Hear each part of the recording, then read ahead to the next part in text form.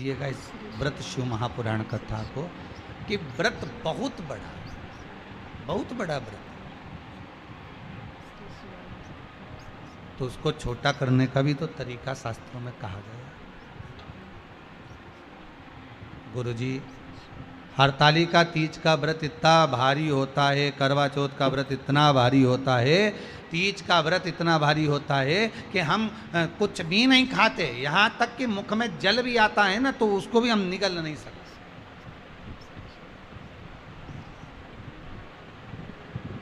अब इतना भारी व्रत, और शास्त्र कहता है कि हरतालिका तीज का उद्यापन तो पहले होता ही नहीं, एकादशी का तो हो जाता है।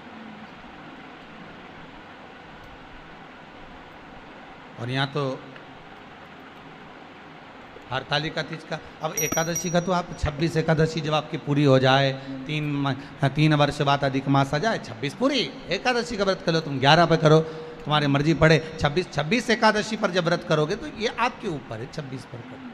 पर हरतालिका तीज का जो व्रत है, इसका उद्यापन तो ना तो पहले होए और इसका उद्यापन ना 13 वर्ष के पहले हो।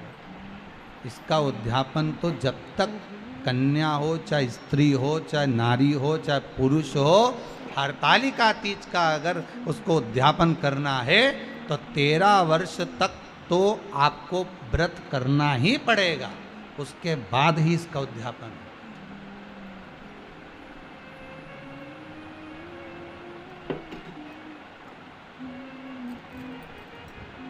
नहीं तो कहीं की माताएं तो बड़ी होशियार सोच के बैठी थी कि अब की साल उद्यापन कर।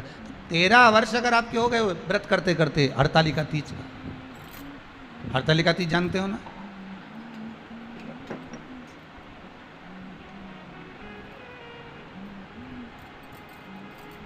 तेरह वर्ष अगर आपके हो गए भगवान की भक्ति को धारण करते करते,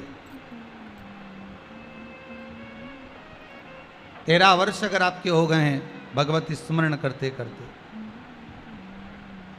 उसके बाद में आप बड़े प्रेम से, बड़े आनंद से आप व्रत का उद्यापन करो, कोई मना नहीं।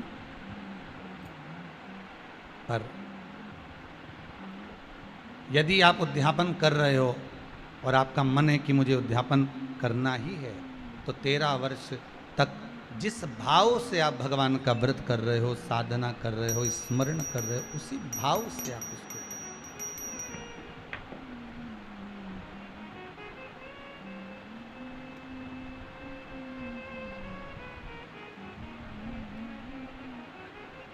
गणेश चतुर्थी के एक दिन पहले आ जाती है, सहज भाषा में समझ लो तीज को, हस्त नक्षत्र तृतीया।